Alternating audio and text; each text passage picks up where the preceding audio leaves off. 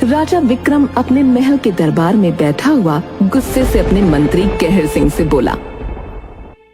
मेरी समझ में नहीं आता कहर सिंह, इस राज्य का महाराज मैं हूं या वो साधु?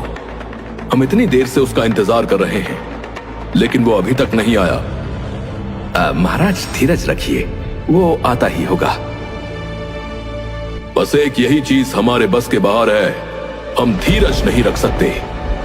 राजा विक्रम ने इतना कहा ही था कि तभी उनके दरबार में एक साधु आ पहुंचा। तुमने हमें इंतजार करवाकर अच्छा नहीं किया साधु।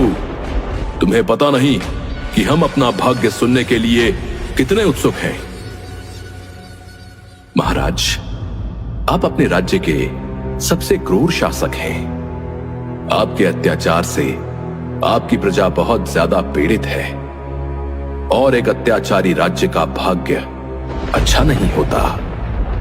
हमने यहां पर तुम्हें प्रवचन सुनाने के लिए नहीं बुलाया बल्कि अपना भाग्य सुनने के लिए बुलाया है। मंत्री कहर सिंह ने हमें बताया कि तुम चेहरा देखकर इंसान का भाग्य बता देते हो। मैं इस संसार का सबसे शक्तिशाली राजा बनना चाहता हूं। बताओ, क्या ये मेरे भाग्य में है? साधु राजा विक्रम के चेहरे को देखकर बहुत रहस्यमयी अंदाज में बोला। महाराज, आपके भाग्य में आपके पुत्र के हाथों ही मरना लिखा है और भाग्य को कोई नहीं बदल सकता। यही आपकी तकदीर है।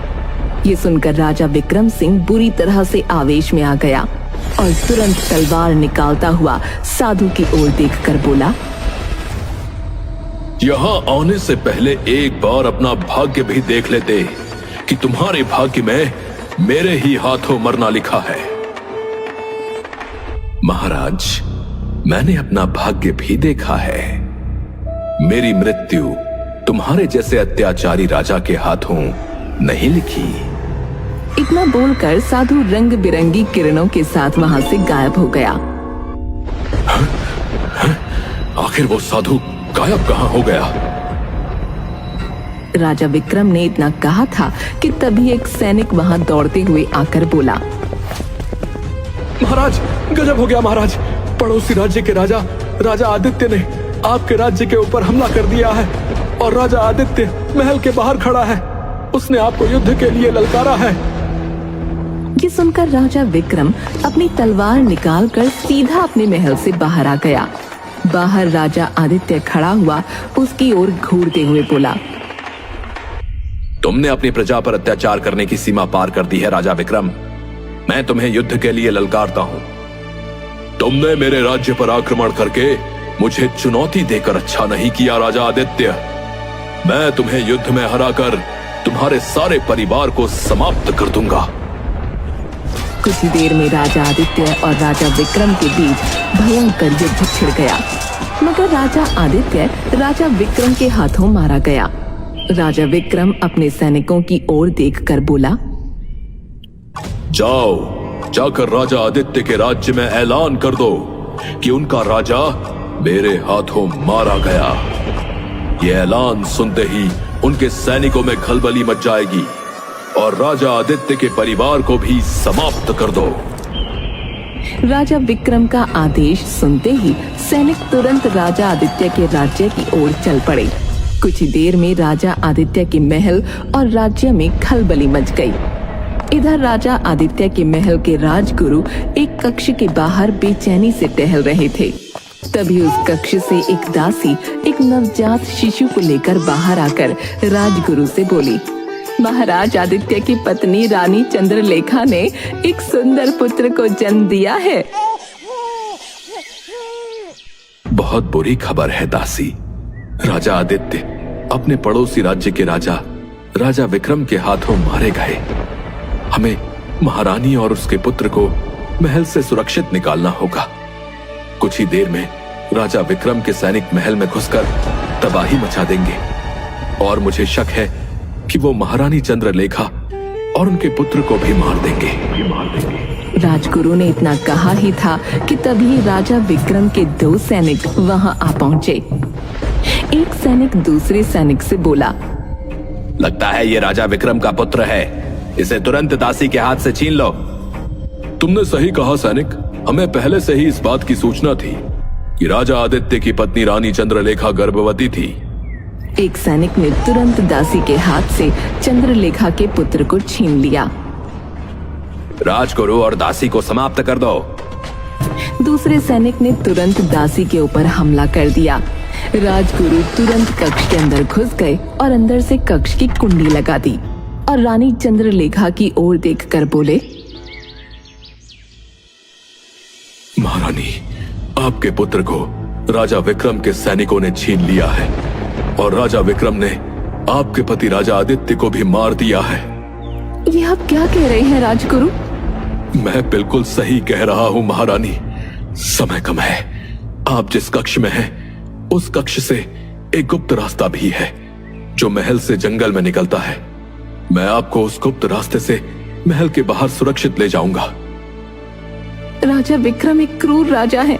उसने मेरे पति को मार दिया और मुझे विश्वास है कि वो मेरे पुत्र को भी मार देगा। तो अब मैं जीकर क्या करूंगी?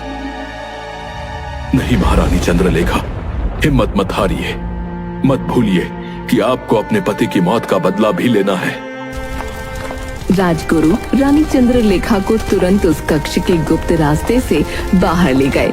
वो रास्ता जंगल की ओर खोता था। इधर वो दोनों सैनिक रानी चंद्रलेखा के नवजात शिशु को एक जंगल की ओर ले गए। एक सैनिक दूसरे सैनिक से बोला, अब इसका क्या करें? करना क्या है, इसे यहीं जंगल में फेंक देते हैं, अपने आप मर जाएगा। दूसरे सैनिक ने ठीक वैसा ही किया। रानी चंद्रलेखा के पुत्र को झाड़ियों में फेंक दिया और पहले सैनिक से बोला, चलो ये खुशखबरी महाराज विक्रम को सुनाते हैं। इस खुशखबरी को सुनकर वो हम दोनों को जरूर इनाम देंगे। दोनों सैनिक तुरंत वहां से चले गए। इधर राजगुरु रानी चंद्रलेखा को जंगल में बनी एक झोपड़ी के पास ले गए। झोपड़ी के बाहर एक साधु बैठे हुए थे। क्या बात है राजगुरु, तुम यहाँ पर? और तुम्हारे साथ ये कौन है? राजगुरु ने साधु को सारी घटना बताते हुए कहा, साधु महाराज, ये राजा आदित्य की पत्नी महारानी चंद्रलेखा हैं। इनके साथ बहुत ही बुरा हुआ है। होनी को कोई नहीं टाल सकता राजगुरु। जब तक सब कुछ सही नहीं हो जाता, महारानी चंद्रलेखा मेरे ही पास रहेंगी। मैं महारानी चंद्रलेखा की सुरक्षा करूंगा। इतना बोलकर साधु चंद्रलेखा की ओर देखकर बोले, निराश मत हो महारानी, भगवान के खेल भी बड़े ही निराले होते हैं। निराश नहीं हूँ तो और क्या करूँ साधु महाराज। पहले मेरे पति की मौत की खबर सुनी और जिस पुत्र को मैंने जन्म दिया उसे तो मैं देख भी न सकी। चिंता मत करो महारानी चंद्रलेखा, अगर तुम्हारी तकदीर में तुम्हारे पुत्र से मिलना लिखा होगा तो विश्वास करो, तुम उससे जरूर मिलोगी। इधर रात के समय वो दोनों सैनिक राजा विक्रम के पास जाकर उसे कुछ बताने ही वाले थे कि राजा विक्रम उनसे बोला, तुम दोनों अभी यहाँ से जा सकते हो। मेरी पत्नी गर्भवती है और मुझे अपने पुत्र होने का बड़ा बेसब्री से इंतजार है। वो दोनों सैनिक मुंह लटका कर चले गए और राजा विक्रम अपनी पत्नी के कक्ष के बाहर बेचैनी से टहलने लगे। तभी कक्ष का दरवाजा खुला और एक दासी बाहर निकलकर राजा विक्रम से बोली, महाराज, आपका पुत्र हुआ है और आपकी पत्नी सुलेखा अभी बेहोश है। मुझे विश्वास है कि सुबह तक उन्हें होश आ जाएगा। अगर मेरा पुत्र हुआ है तो तुम्हारा मुंह क्यों लटका हुआ है? मुझे लगता है महाराज, आप स्वयं जाकर अंदर देख लीजिए। राजा विक्रम जैसे ही कक्ष में गया तो अपने पुत्र को देखकर वो पूरी तरह से क्रोधित हो उठा। उसने देखा कि उसका पुत्र बहुत ही बदसूरत था और उसकी पीठ पर एक बड़ा सा कुबड़ा भी निकला हुआ था। राजा विक्रम गुस्से से बोला, अगर ये खबर मेरी प्रजा में और दूसरे राज्यों में फैल गई तो सभी मेरा मजाक उड़ाएंगे। राजा विक्रम की बात सुनकर दासी कांपती हुई बोली, तो फिर आप क्या करेंगे महाराज? वही जो मुझे करना चाहिए। मैं इसको जंगल में फेंक आऊंगा। सुबह जब मेरी पत्नी को होश आए तो उससे कह देना कि उसका बच्चा मरा हुआ पैदा हुआ था, और अगर तुमने गलती से भी उसे सच्चाई बताई तो तुम्हें और तुम्हारे परिवार को जीवित नहीं छोड़ूंगा। इतना बोलकर राजा विक्रम ने अपने पुत्र को लिया और सीधा जंगल की ओर रात के अंधेरे में निकल पड़ा। जंगल में पहुंचकर राजा विक्रम अपने पुत्र को फेंकने ही वाला था कि तभी उसकी नजर दूर झाड़ियों में पड़े हुए उसी बच्चे पर पड़ी जिसे उसके ही सैनिक फेंक गए थे। अरे ये दूसरा बच्चा किसका है? अरे किसी का भी हो, ये बच्चा तो बड़ा सुंदर है। एक काम करता हूं, मैं इस बच्चे को ले जाता हूं और अपने बच्चे को यहीं फेंक देता हूं और अपनी पत्नी से यही कहूंगा कि उसने एक सुंदर पुत्र को जन्म दिया है। राजा विक्रम ने अपने पुत्र को वहीं झाड़ियों में फेंक दिया और उस राजा आदित्य के पुत्र को उठाकर अपने महल की ओर ले गया और अपनी पत्नी के कक्ष में जाकर दासी को बच्चा पकड़ाते हुए कहा, सुनो, ये बच्चा मुझे जंगल में मिला है। जब मेरी पत्नी को होश आए तो कह देना कि उसने इस सुंदर पुत्र को जन्म दिया है। और तुमसे एक बार फिर कहता हूं, अपना मुंह मत खोलना। इतना बोलकर राजा विक्रम कक्ष से बाहर निकल गया। सुबह उसकी पत्नी को जैसे ही होश आया तभी दासी उससे बोली, महारानी, आपने एक सुंदर पुत्र को जन्म दिया है। उस सुंदर बच्चे को देखकर राजा विक्रम की पत्नी मुस्कुराते हुए बोली, मेरा पुत्र तो वाकई बहुत सुंदर है। मैं इसका नाम अशोक रखती हूँ। इधर जंगल में राजा आदित्य की पत्नी रानी चंद्रलेखा साधु के साथ टहल रही थी कि तभी उसकी नजर झाड़ियों पर पड़ी। चंद्रलेखा तुरंत साधु से बोली, साधु महाराज, वो देखिए, कोई अपना बच्चा झाड़ियों में फेंक गया है। साधु उस बच्चे को उठाता है और रानी चंद्रलेखा से बोलता है, लगता है ये बच्चा भगवान ने आपको भेंट किया है महारानी। पता नहीं कौन इसे यहाँ पर फेंक कर चला गया। शायद इसके माता पिता इस बच्चे की बदसूरती और इसके कुबड़ेपन को स्वीकार न कर पाए। पता नहीं मेरा पुत्र जीवित बचा होगा या नहीं। रानी चंद्रलेखा, आप इस बच्चे को पाल पोस कर बड़ा कीजिए और इसे अपने पति राजा आदित्य की तरह शूरवीर बनाइए। परंतु साधु महाराज, ये बच्चा तो बहुत कमजोर है। जैसे जैसे ये बड़ा होता जाएगा इसका कुबड़ा और बड़ा होता जाएगा। ये शूरवीर कैसे बन सकता है? तुम इसकी चिंता मत करो, तुम इसका पालन पोषण करो। बड़े होने पर इसे युद्ध करना सिखाओ। इस बच्चे को सुंदर कैसे बनाना है ये मैं जानता हूं, परंतु तुम इसे कभी इसकी सच्चाई मत बताना। अगर इसे इसकी सच्चाई समय से पहले पता लगेगी तो इसे बहुत ही दुख होगा। आप जैसा कहेंगे मैं वैसा ही करूंगी साधु महाराज। मैं इसका नाम वीर सिंह रखती हूँ। ये वीरों का वीर निकलेगा। समय ऐसे ही बीतने लगा और ऐसे ही 20 वर्ष बीत गए। अशोक अब 20 वर्ष का सुंदर राजकुमार हो चुका था। राजा विक्रम के राज्य में 2 सैनिक एक फल वाले को बुरी तरह से पीट रहे थे। आखिर मुझे तुम दोनों क्यों पीट रहे हो? तेरी हिम्मत कैसे हुई हमसे फल के लिए मुद्राएं मांगने की? तू जानता नहीं कि हम राजा विक्रम के सैनिक हैं? तभी वहां पर घोड़े पर एक युवक आ पहुंचा जिसने अपने चेहरे पर नकाब डाल रखा था। वो युवक उन दोनों सैनिकों की ओर देखकर बोला, इस लाचार फल वाले को छोड़ दो। कौन है तो? सीधी तरह से यहाँ से चला जा बच्चे, नहीं तो बेमौत मारा जाएगा। लगता है ये वही नकाबपोश है जिसने महाराज के कई सैनिक मारे हैं। अचानक उस नकाबपोश युवक ने तलवार से एक सैनिक पर वार कर दिया। वो सैनिक वहीं पर ढेर हो गया और वो नकाबपोश घोड़ा दौड़ाता हुआ सबकी नजरों से ओझल हो गया।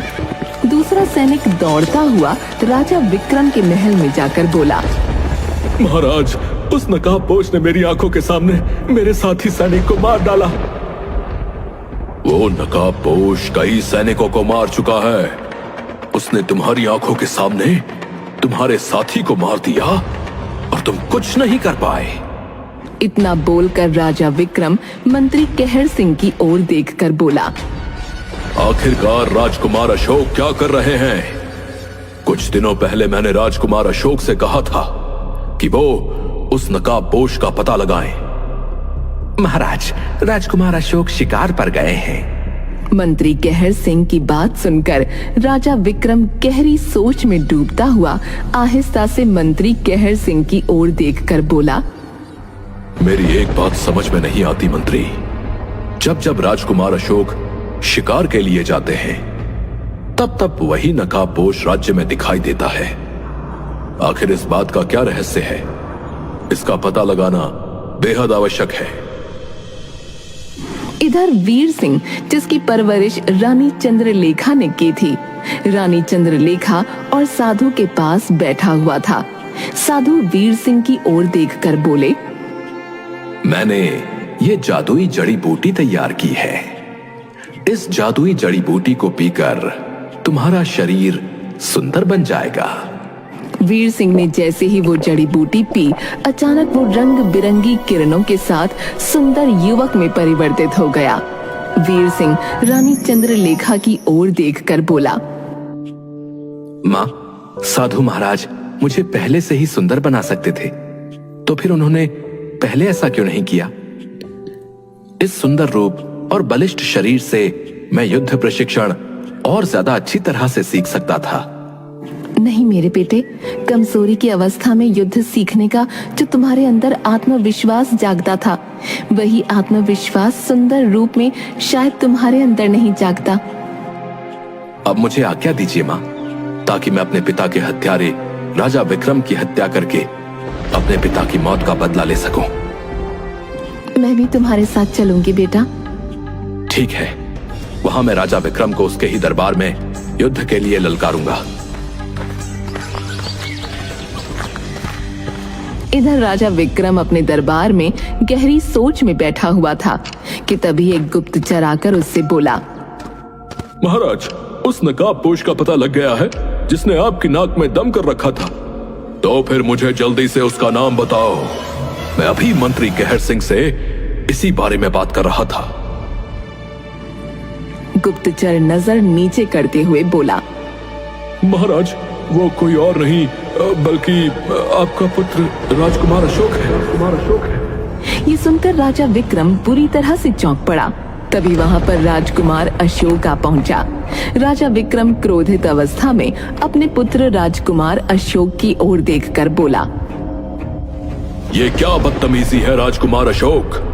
तुम अपने ही सैनिकों के दुश्मन बने हुए हो। आखिर तुम क्यों अपने सैनिकों को मारते हो? तो आखिरकार मेरा भेद खुल ही गया पिताजी।